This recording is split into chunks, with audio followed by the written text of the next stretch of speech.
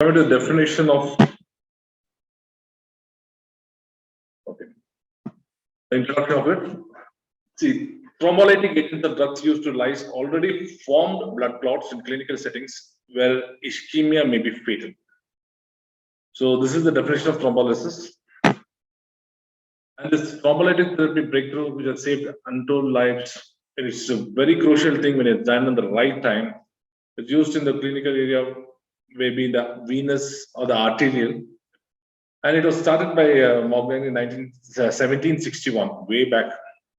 Now, there are a lot of thrombolytic newer agents available in the market. So the care is to minimize the risk of clinically important bleeding should be taken care of.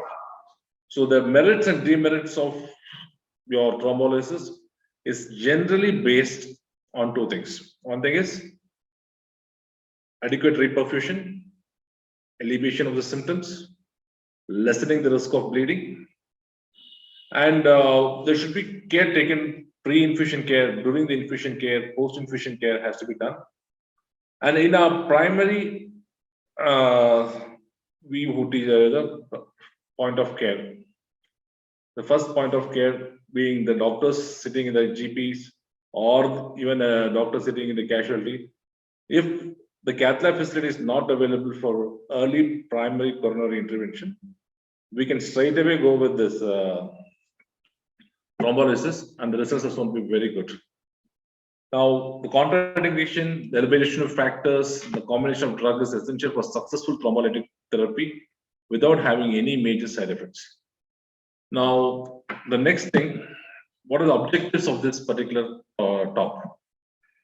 To know the timing of the thrombolysis, so what time to give, when to give, to know the mechanism of action of thrombolytic therapy, and differentiate between different types of thrombolytic drugs that may be available, and to describe indications, side effects, contraindication of the thrombolytic drugs, to recognize the mechanism, uses, and side effects of antiplasmids as an antidote if at all there is some bleeding manifestation.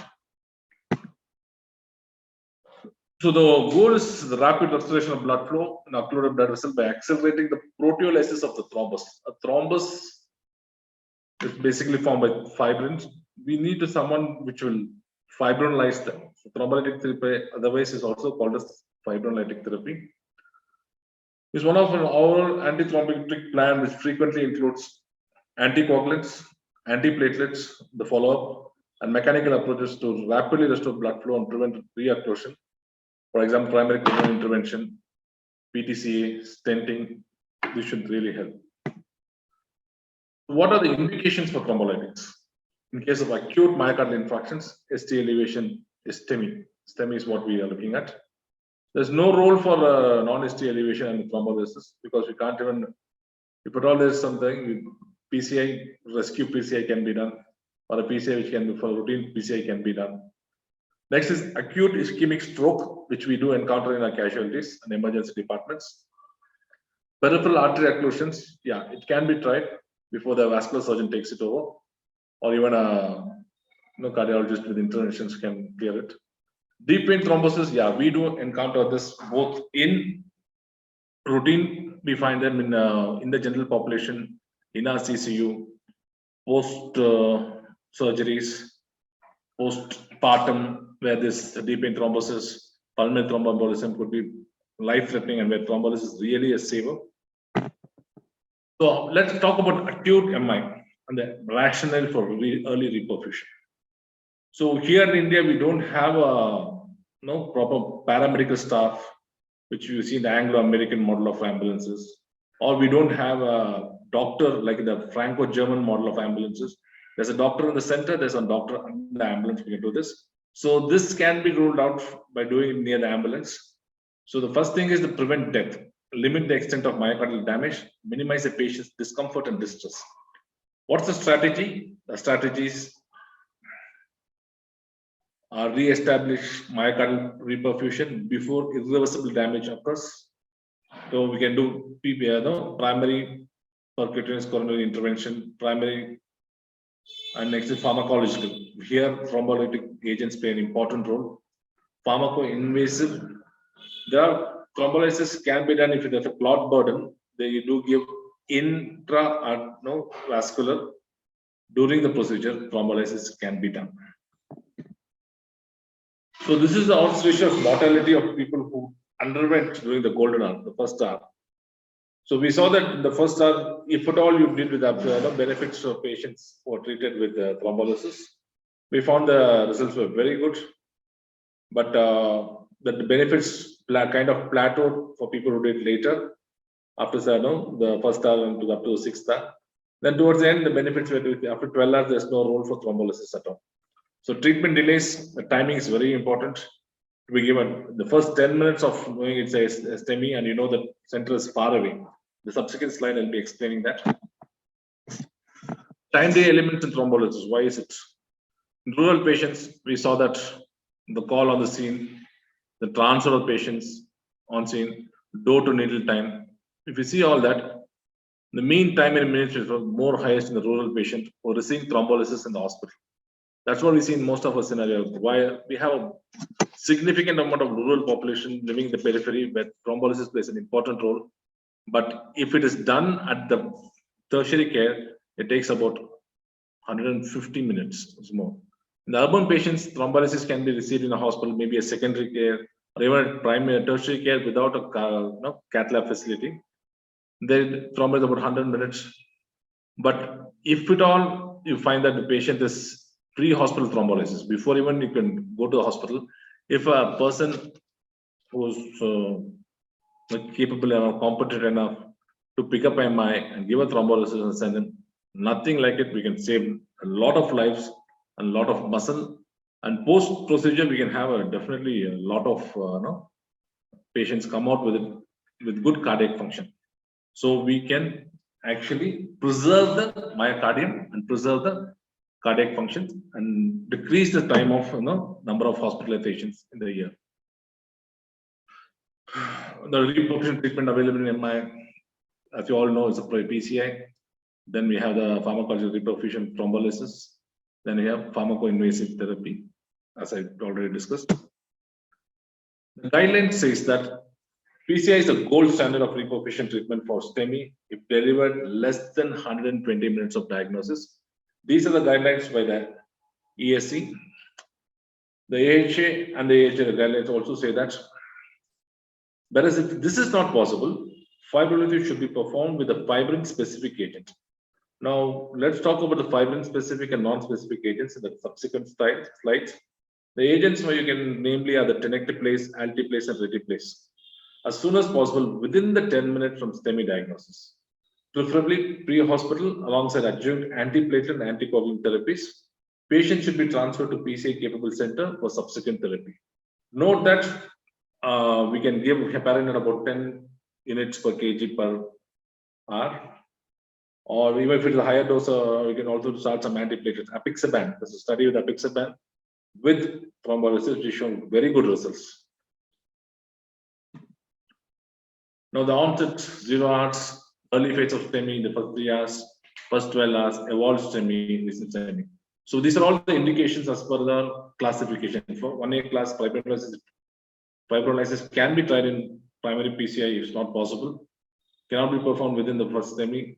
Then again, if symptoms of hemodynamic instability and arrhythmia occurs, either we have to do a primary rescue PCI.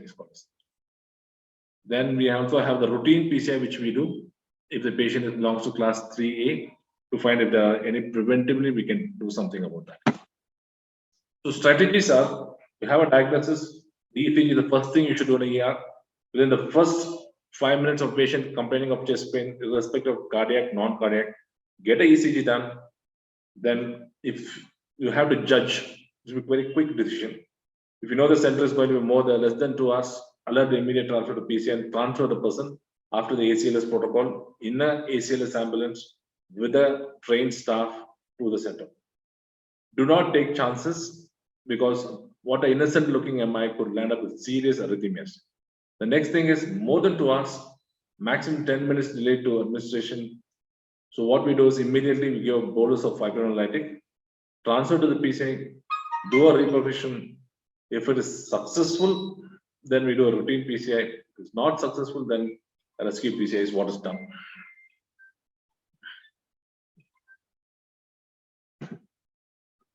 What is the rationale of using thrombolytic drugs in acute myocardial infarction? It helps in improvement of ventricular function, reduction in the incidence of congestive cardiac failure, and reduction in the mortality following the acute myocardial infarction. These thrombolytic drugs need to be given immediately to the patient after diagnosis of MI. Delay in administration will be of no value. So the earlier you open the arteries, cause the reperfusion, blood flows to the heart, it prevents myocardial stunning, prevents a myocardial micronecrosis, and even pushing them into what's called hibernation. So the ventricular function is retained, so they don't go into any of the Phillips classification where there is LVF, left ventricular failure with some amount of fluid in the lungs. So that can be prevented. The outcomes are better when you prevent any of the Phillips class 0 will be better outcome. So you see the 30-day mortality when you use both the reperfusion therapy and the PCI together. There are two data, one is from 1995 and 2010. There's an old data. We have a current data also, but I couldn't get it. Now we saw that the 30-day mortality, whoever went for fibrinolysis, mortality rates are very less. Whoever went for primary coronary intervention after that, the significant reduction in there was a death who went only for primary coronary intervention. The thrombolysis helps in lessening the thrombotic load in the occluded artery also. So it makes percutaneous coronary intervention much more easier. No perfusion, definitely you find that they are very high. Mortality, the 30-day mortality is very high. What are the agents, the thrombolytic or the fibrinolytic agents? Now coming to these qualities of a thrombolytic agent, they should be rapid acting. You should have high efficacy in terms of both 60-90 minute vessel patency. The TB grade flow, TB flow has to be achieved within the first hour or 1.5 hours. There's low incidence of adverse reactions, particularly bleeding and stroke. Not to forget the anaphylaxis also. Low reocclusion rate, easy to administer. Any staff can administer through peripheral access. Give a bolus of infusion. Simple patient-tailored dosage regimen. Good long-term effects on clinical outcomes. And of course, cost-effective is one more factor which patients and patient care doctors have to look into. It should also be cost-effective. Mechanism of action of thrombolytic drugs, when you see the clotting pathways, the main mechanism is by stimulating the plasminogen activation via converting the plasminogen, which is a proenzyme, to plasmin, which is an active enzyme, which can cause lysis of the insoluble fibrin clot into soluble derivatives. So any clot will have plasminogen, which has to be activated to plasminogen. It's a natural process. And this will definitely help in solving the clot and reperfusing the particular artery and giving the effective nutrients to these arteries and also flushing out the metabolites from the location of the ischemia or infarct. The plasmin, it's a non-specific protease capable of breaking down fibrin as well as other circulating proteins, including fibrinogen, factor V, factor VIII, plasminogen thrombolytics, plasminogen activators, plasmin soluble degradation products of insulin. Now, the two agents are free plasminogen in the circulation, free fibrin bound to the plasminogen on the surface of the thrombus. So any specific thing that we want to activate, anything that's going to on the right hand side, you have the fibrin bound plasminogen. Anyone which takes this pathway is much more acceptable compared to the free plasminogen, where the bleeding chances will be much more. Because the non-fibrin specific would have other places of action, resulting in bleeding elsewhere.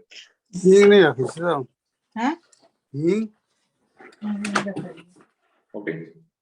So this is how it's going to act. So again, non-fibrin specific, the agents we have is streptokinase, anti-streplase, urokinase. Urokinase nowadays not used much, but because of financial constraints, streptokinase and urokinase are used in some peripheral centers. Fibrin specific are the newer agents. We have altiplase, retiplase, tenecteplase. And of all the streptokinases are more inferior. It's got more antigenicity chances. Let me show you how to do it. Come on. Altiplase come on here, this place. Then both for MI It's good for pulmonary thromboembolism as well as in strokes. Alteplase can be given. Reteplase, yeah, it's got a longer half-life compared to your alteplase, but failed to show clinical benefits of alteplase. But tenecteplase is a drug which has got a longer plasma life, highest fibrin specificity, resistance to plasminogen activity inhibitor was very high. Single bolus pharmacology reperfusion therapy with equivalent efficacy and improved safety and profile to alteplase. So tenecteplase is a drug of choice here, where we are seeing all the merits and demerits, and tenecteplase helps in the, and it's a single shot. We don't have to follow it up with any subsequent bolus or an infusion.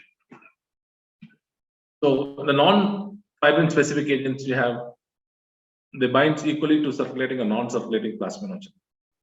So non-circulating plasminogen is on the surface. Circulating is what we find in the blood. It produces the local fibrinolysis of a clot. Circulating plasminogen and other proteins of the cause an unwanted systemic fibrinolysis, leading to bleeding, extensive systemic plasminogen activation, wide degradation of several plasma proteins, including fibrinogen, factor V, and factor VIII. The types of thrombolytic drug fibrin-specific agents. Now we have already discussed these things and what it does and where it acts is on the surface of the clot, where we actually require the degradation of this fibrin, so that it causes them to be insoluble components which can be help in the reperfusion. A quick look at streptokinase. It's a bacterial protein produced by beta hemolytic streptococci. It forms, acts indirectly by forming plasminogen streptokinase complex. It's also called an activator complex, which converts inactive plasminogen into active plasma. It's a non-fibrin specific and degrade fibrin, and it can cause bleeding in patients. Streptokinase plasminogen, this is an active component mechanism of action. It forms a complex and then it degrades the fibrin. So its half-life is less than 20 minutes, and given an intravenous infusion, it can.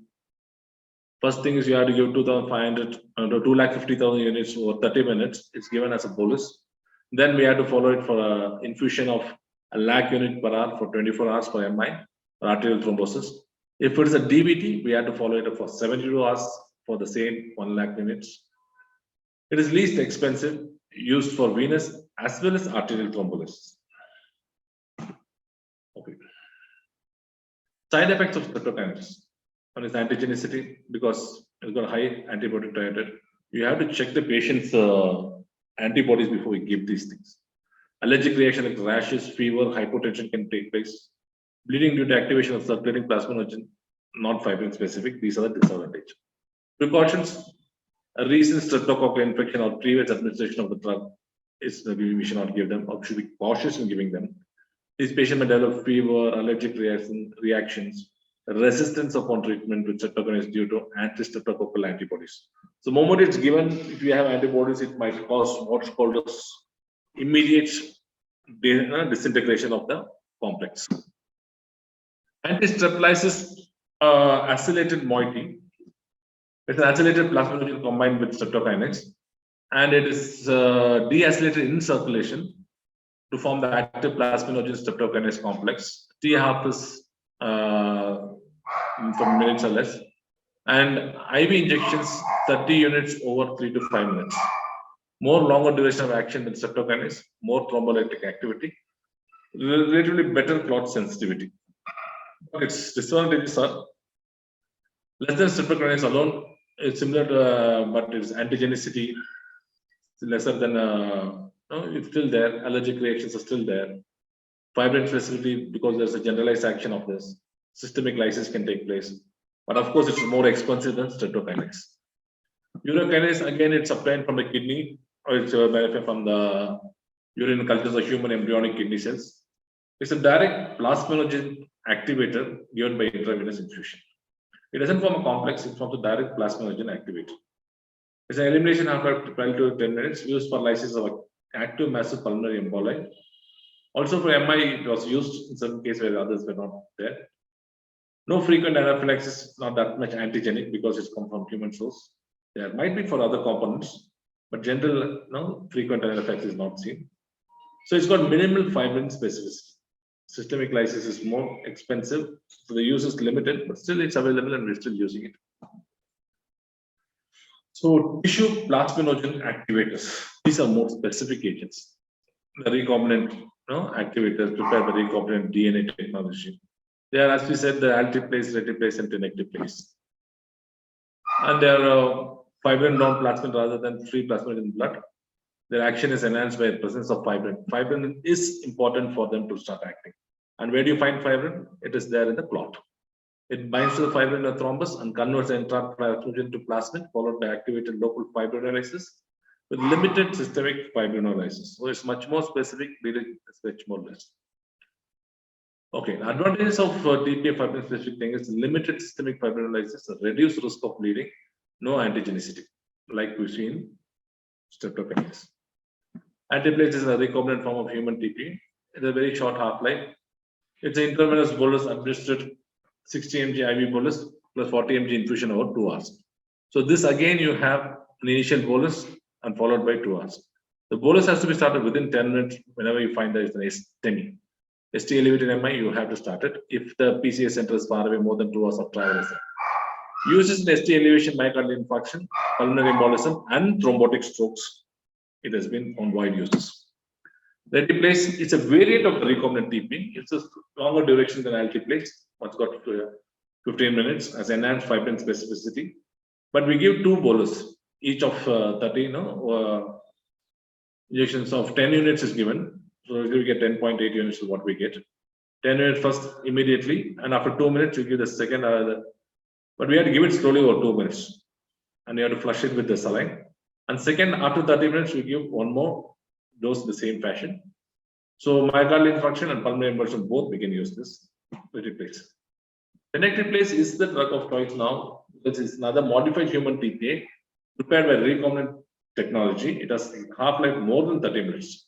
If we see among all, compared to altiplase, retiplase, tenecteplase got the highest plasma half-life, therapeutic range is wide. It can be administered as a single IV bolus. You don't have to repeat a dose. It's more fibrin specific, longer duration than altiplase. Next, it is only approved for use in acute myocardial infarction. We don't find a use in either in pulmonary thromboembolism or anything. So it's more of an arterial thrombus burden reduced. So the dosage of tenecteplase depends on the weight of the person. It's not recommended in children, but we don't find encounter that, especially except for some traumatic peripheral vascular thrombus formation. Less than 60 kgs, we are going to use 6 ml of it. It's about you get 6,000 units. And we have a scale, sliding scale, 60 to 90 kg 7 ml, 70 to 90 kg we have 8 ml, 80 to 89 kg 9 ml, and more than 90 kg the full 10 ml can be given. But the practical thing is the vial comes in a 40 ml, 40,000 unit vial we get. So the storage of that is again a big question mark. We do get 10, we do get 8 and 6. Okay, Metallase is the name for it, the only single bolus thrombotic commercially available. The only thrombotic proven to be equivalent to RTPA, regardless of patient subgroup. It's fast and easy to administer for 5 to 10 seconds. We just have to push it. You don't have to do it over 2 minutes or give it over 30 minutes. Optimal efficacy through tailored weight and adjusted dosing. It's a fast acting, reduced risk of bleeding and complications when used to treat STEMI. But it also has got increased resistance to this plasminogen activator inhibitor compared to RTP. The recombinant RTP, compared to them, there is no degradation of this in the body, in the presence of this plasminogen activator inhibitors. Okay, the previous slide. So this is a comparative scale slide, which clearly shows that what are the advantages and what are the disadvantages. Here is a single dose, there are no double doses. The resistance, PI resistance is low in all of them. So yeah, the 84 higher than the rest of the things. So it's got a good resistance to PAI inhibitor resistance. Genetic alteration of native TPA, it is there, it's there in retiplase, but not there in altiplase. Coming to the next slide. How do you assess the reperfusion has taken place? Successful clinical reperfusion is defined as the presence of at least 2 of the following criteria at 2 hours after thrombolytic treatment.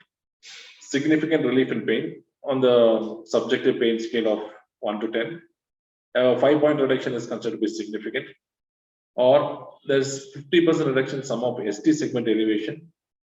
That's also there. An abrupt initial increase in creatine kinase levels. So much more than 2 folds over the upper normal or basal elevated values. What are the contraindications of thrombolytics? First one is active internal bleeding, cerebral hemorrhagic stroke, the CT brain is required, hepatolysis stroke, cerebral vascular disease like aneurysms and all, major surgery within 2 weeks. So post-surgery person develops MI, we can't use this. Active peptic ulcers, no. Severe uncontrolled hypertension, no to thrombolytis because it can cause a bleed intracranial. Recent intracranial trauma or a neoplasm. Neoplasms have got a high vascularity and it can bleed, they're easy to bleed also. Active internal bleeding, history of cerebral vascular, recent intracranial surgery or trauma, intracranial neoplasms, artery malforming formations or aneurysms. Known bleeding diastasis, severe uncontrolled hypertension is a big no for this treatment. Other exclusion criteria, a recent stroke could be a thrombotic or a this thing. Systolic BP if it is more than 185 at the time of presentation, and diastolic BP of more than 110. And the conditions which precipitated such as parenchymal bleeding, sulfur-arachnoid, intracranial hemorrhage, recent onset of myocardial infarction, seizures upon onset, major surgery within the past 14 days, gastrointestinal urinary tract hemorrhage within previous 21 days, arterial puncture or a non-combustible site or lumbar puncture within previous 7 days. Person would have gone for routine surgery or maybe a thing. For anyone who's gone for these punctures, these sites are prone to bleed. Less so when we compare it with the fibrin specific, because it's only the clot which acts, not in other places. Whereas the generalizedly acting plasminogen activators in the other body, like factor 5 and factor 8, for those things we have to be much more careful. So neurological signs, improving or treated neurological signs are minor symptoms, recent myocardial, past infarction with the probably there is a they have done a procedure and the site where the artery is bleeding, it may cause bleed at the artery, where you the puncture for the PCI. Recent treatment with the IV or subcutaneous heparin within the past 48 hours. So the subcutaneous heparin they are given will actually increase the thing, so we should be cautious. We don't say that this has to be totally avoided. Sometimes we give a combination of, we start off with the heparin at the 10 units per kg per minute per hour, and simultaneously we do the thrombolysis also. If they are receiving a higher dose of heparin, we have to reduce the heparin to less than this. And women of childbearing age who have positive pregnancy tests, please avoid the agents. Pre-treatment guidelines, confirmed ischemia onset must be less than 2 hours before drug administration. Confirm patient eligibility, see the previous inclusion criteria. We have to immediately do a lot of blood tests before we give it. So we can do it. If you know the history of the patient, it's easy. If we don't know the history, we just routinely do a blood test, ECG pregnancy test, BP and neurological checks every 15 minutes. The BP should be less than 185 and diastolic less than 110. Use medication do not cause a precipitous drop in BP. Establish totally of 2 to 3 IV lines just in case, so that you can resuscitate the patient in case of an event. Obtain patient actual or estimated weight. Continuous cardiac monitoring is important. Re-evaluate symptoms of clinical worsening or improvement. Re-verify dose calculations. So in India, with our current scenario of ambulances and their competency of the staff, the pre-hospital thrombolysis, unless until we have a proper STEMI network or a proper registry for thrombolysis, it's better we avoid it. This has to be avoided pre-hospital. If all this has to be taken into consideration, then it has to be done even in a secondary level or a primary clinical level, we can do this. Post-treatment guidelines, again, ICU care is important, we all know. Vital signs, we have the special thrombolytic wards itself, which care for it, only the vital signs are monitored. And the routine ICU care, bleeding, external bleeding sites, gums, urine, check the urine, gastric secretions, urine or stool for alcohol blood, maintains BP less than that, accurate intake and output should follow. Monitor serial laboratory tests for hemoglobin, hematocrit, coagulation values. And for 24 hours, it's better to avoid any thrombolytic, for heparin, coumarin, antiplatelet drugs. Avoid invasive catheters. But if a PCI is done, definitely we have to go for this. case. We are doing only thrombolysis. It's better to avoid it for another 24 hours till you have a complete clearance of this drug. Avoid invasive catheters like barrel catheter for 30 minutes. Nasogastric can be manufactured for 24 hours. So before we do that, we should ensure that we are kept catheter is there, the bladder, NG tube is there, a vein has been punctured, so 2 to 3 lines are already maintained. Maintain adequate oxygenation, which is important. Guidelines of bleeding is suspected, discontinue the thrombolytic agent, especially those which have we can't do anything with connective place. With others, avoid for example, that 24 hours infusion of streptokinase to be avoided, discontinue that. Prepare for emergency non-contrast head CT, obtain coagulation panel. Okay, type the cross match for 4 units of packed cells and 6 units of cryopreserved of fresh frozen plasma. Obtain neurological surgical consultation to see if there is no bleeding. Okay, now there are fibrinolytic inhibitors. Fibrinolytic inhibitors for antiplasmins inhibit plasminogen activation and thus inhibit fibrinolysis and promote clot stabilization. So this has to be done only after evaluation and proving that there is a bleed which is much more life-threatening than this particular treatment. For example, aminocaproic acid, tranexamic acid, they act by competent inhibition of plasminogen activation. They can be given orally or IV, and they are the antidote for excessive bleeding. Or use of fibrinolytic inhibitors again in adjuvant therapy in hemophilia, fibrinolytic therapy induced bleeding, post-surgical bleeding. These drugs are like antidotes of fibrinolytic drugs. Similar to protamine, for example, a heparin overdose or a vitamin K for anticoagulant warfarin. Similar to that, we can use this fibrinolytic inhibitors as an antidote to this, just in case. So again, blood pressure management is very important. High fluid down for low BP. Sometimes people, not just for the detective place, the additives, whatever there, and anaphylaxis can cause immediate hypovolemia, any distributive shock can take place. So that time we have to make sure that we give enough fluid to maintain the BP. Dextrose may contribute to development of cerebral edema and increased lactate levels. So avoid anything that contains dextrose. Normal saline should be fine. And avoid RL, that also is important. Soda bicarb to be avoided, because that can increase the bleeding tendency inside the brain. They evaluate the current medication that may contribute to the lowering the BP and adjust and discontinue dose as applicable. Next is again treatment of hypertension, if at all it's there, which can cause it. So we know what are the guidelines for hypertension using a topical nitroglycerin paste or AC inhibitor or beta adrenergic blocking agent like labetalol, a short-acting drug. Labetalol is a wonderful drug in controlling BP in the emergency scenario, because it's a very short-acting one and it achieves faster control of BP. But sublingual nitroglycerin is outdated, should not be used nowadays. Okay. Then the first therapy, try make sure the BP is not really high when you start it. Even intravenous hydrolysis can be repeated, can help. Labetalol is one which can help for an immediate breathing. Definitely after giving the thrombolytic agent, the BP will slightly drop down. Okay, so we be prepared for both. Okay, for systolic BP more than 230 and actually BP more than 120, this way our treatment will be more than 40 or more readings.